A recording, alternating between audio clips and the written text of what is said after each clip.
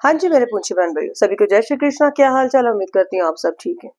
तो पहले ये वीडियो चेक कीजिए। जब राधा कृष्ण ने प्यार किया तो राधा ने थोड़ी पूछा था कि तू का नाम मुसलमान है कि हिंदू है। हाँ, तो राधा ने थोड़ी पूछा था चाप से। राधा क्यों पूछती चाप से? क्योंकि राधा को पता है कृष्ण कौन था। द्वापर युग में कृष्ण आया तब तो और कुछ था नहीं सिवाय राधा और कृष्ण के, और उनका प्रेम था, अमर प्रेम था।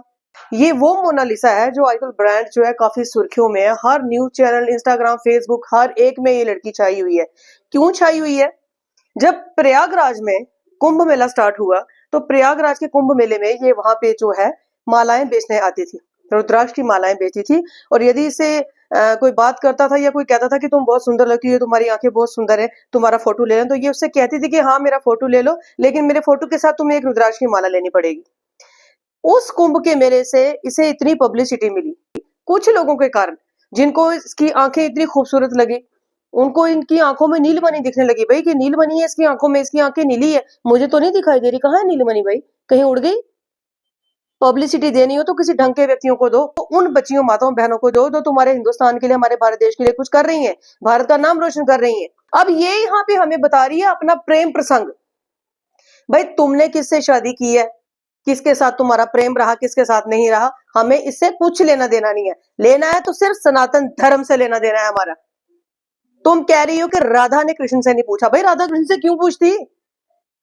द्वापर में श्री कृष्ण जी आए, उनका जब जन्म हुआ वहां पे, उस वक्त अवतार उन्होंने लिया, वो किसका अवतार थे सारी दुनिया को पता है, पूरे विश्व को पता है। आज बाहर की कंट्रियों में जाके देखो, हरे कृष्णा हरे राम चल रहा है। और ये हमें पूछ रही है कि राधा ने कृष्ण से नहीं पूछा। राधा क्यों पूछती? क्यों पूछती राधा कृष्ण को कि तुम कौन हो? भाई द्वापर में कौन था, कौन नहीं था, ये पूरा विश्व जानता है। तुम अपनी प्रेम कहानी का जो है वो तुलना जो है राधा कृष्ण के प्रेम से करोगे। तुम कोई वहां भक्ति करने थोड़ी ना गई थी, या कुंभ स्नान करने थोड़ी ना गई थी। और जो भी तुम्हारी पर्सनल लाइफ है यार, हमें कोई लेना देना नहीं है। मुझे तुम्हारी किसी किसी बात से कोई लेना देना नहीं है। मुझे लेना देना है तो सिर्फ इस बात से कि तुमने जो तुलना की है वो कृष्ण भगवान से की है, और तुम्हारी क्या, हमारी औकात नहीं है भगवान से हम तुलना कर सके। राधा कृष्ण प्रेम का प्रतीक है, त्याग का प्रतीक है, समर्पण का प्रतीक है, 16 कला संपूर्ण श्री कृष्ण भगवान। तुम उनसे अपने प्रेम की तुलना कर रही हो। ये होती है कमी, जानते हो किसकी? ये कमी होती है तुम्हारे अंदर ज्ञान की।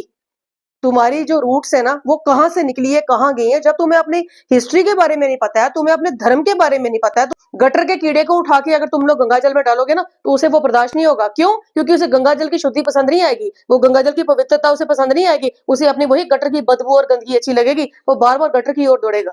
हमारे आध्यात्मिक गुरु इन सबसे भी यही विनती करती हूँ कि इस चीज के बारे में थोड़ा ध्यान दीजिए। धन्यवाद। जय श्री कृष्ण।